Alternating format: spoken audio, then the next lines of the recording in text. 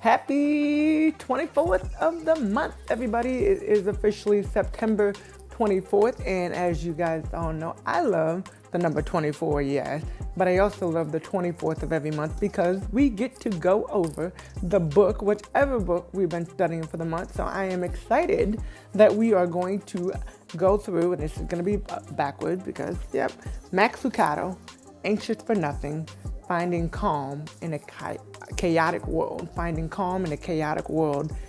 Max Lucado, Anxious for Nothing. I cannot say enough about it. It's just been a long time. It's been a long time since I've been on the video. It's been a long time since I've been home. 2 months in the Wubble down in Bradenton, Florida. And I must say it was interesting, but in a good way.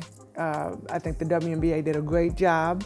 But throughout that time, this book was a lifesaver, life-changing in the moments of just trying to find peace, trying to find calm, kind of trying to find purpose, trying to figure out, God, I know you have me here for such a moment as this, and what is that moment? So this book was given to all of the teams from our WNBA chaplains. So shout out to the WNBA chaplains. Once again, you guys are amazing.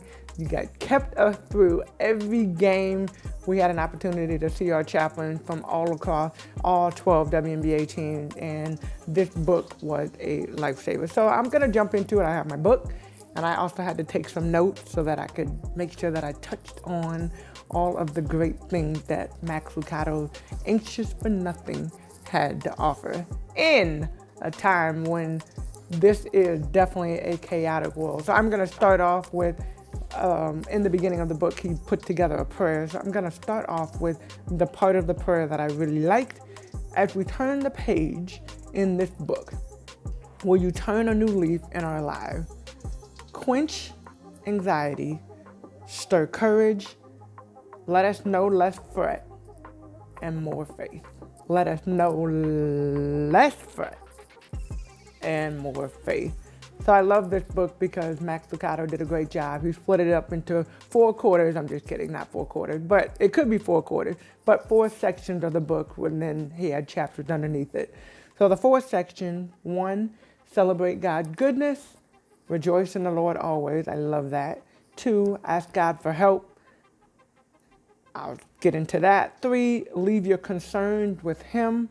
And then the last chapter, the last subject was meditate on good things.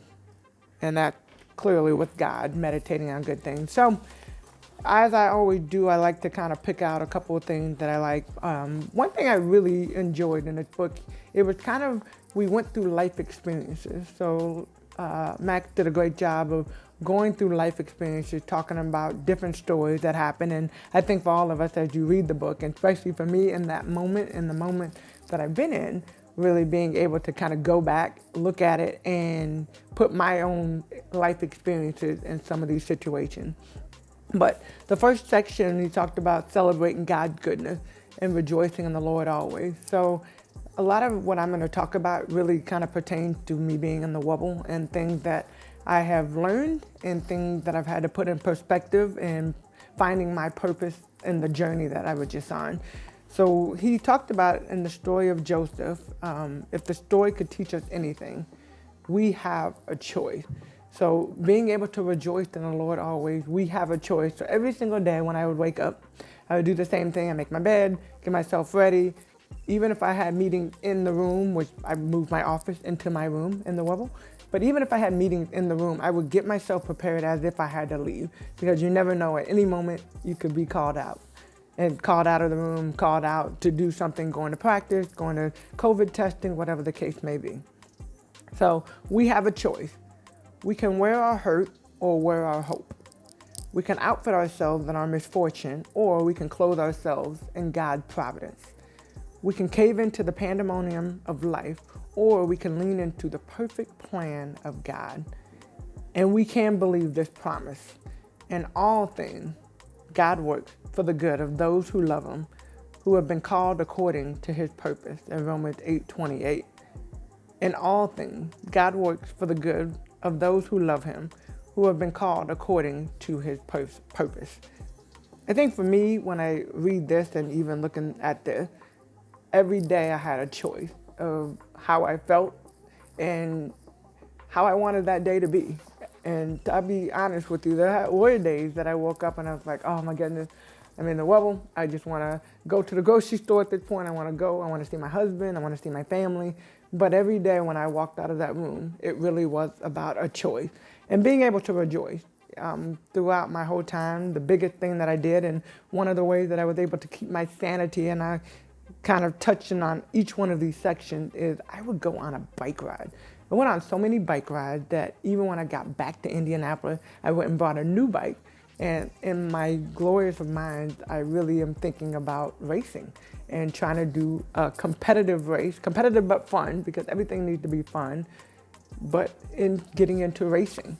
And so going back to the rejoice, going back to celebrating God's goodness, this experience has definitely taught me about being thankful for being in the moments. And even though sometimes we don't know why we're in those moments and what we're supposed to garner out of them, but I think it gave me a stillness of having to be still in the moment that I was in, but then also being able to be rejoiceful for the opportunity of basketball being back, being rejoiceful for the opportunity that even through everything that's been going on through COVID, through fighting for social justice and all of the different things, that in this moment we were all in one place.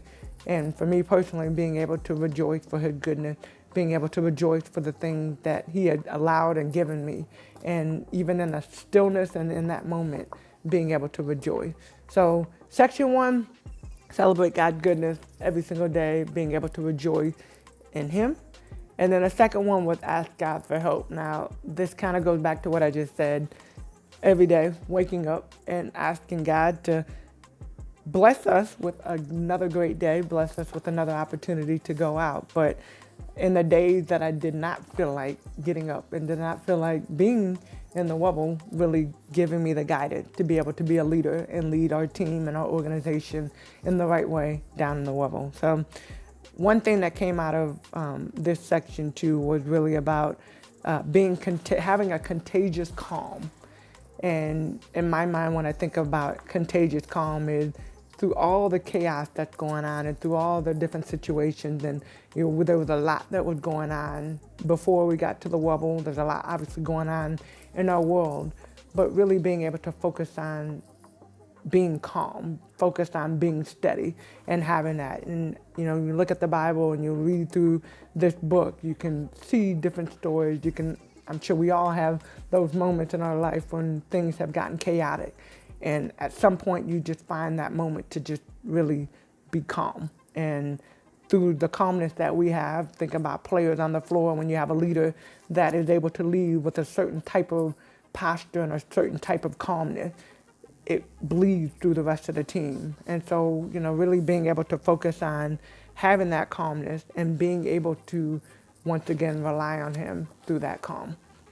The third section was leave your concerns with him and having a gratitude and a peace, which every single day I wake up with just a moment of gratitude. And that's something thinking through on Monday meetings. We have Monday meetings with our staff, with our team from the Fever and all the behind the scenes. So not our actual on the court team, but all the behind the scenes people. And my boss always starts off with a moment of gratitude. Take a moment to think about what you are thankful for in this moment. And that is something that I've implemented in my life every day.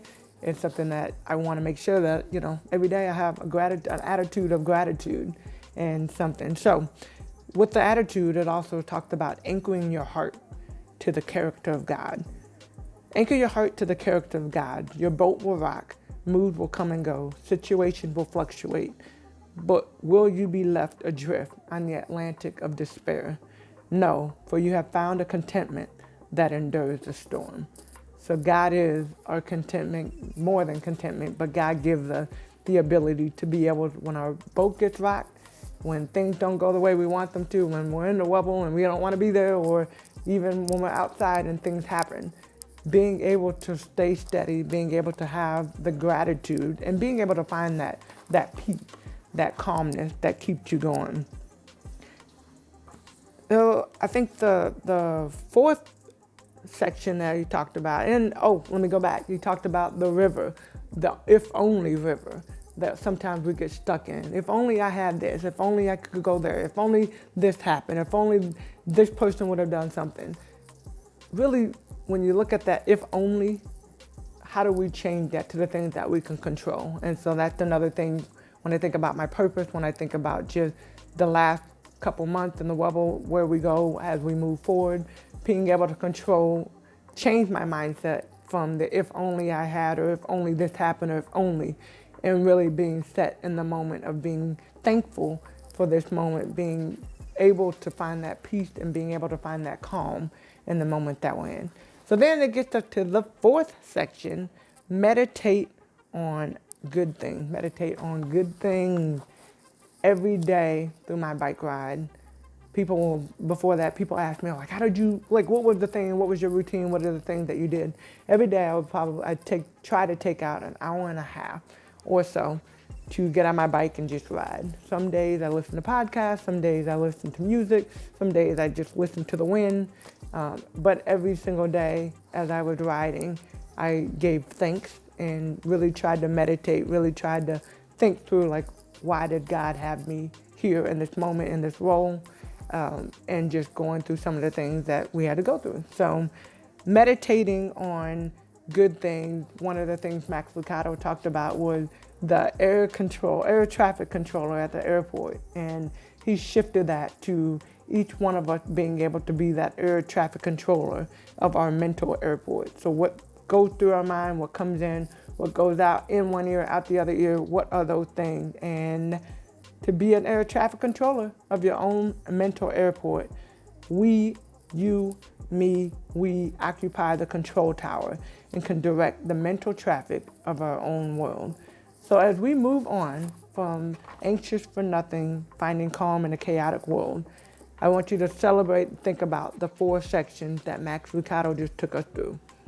Celebrate God's goodness, always being rejoiceful, asking God for help through the times when maybe we don't have control or think we need to have control, and God is always in control. So ask God for help, leave your concerns with Him, with attitude or gratitude, finding that peace in that. And then the last thing is meditating on good things.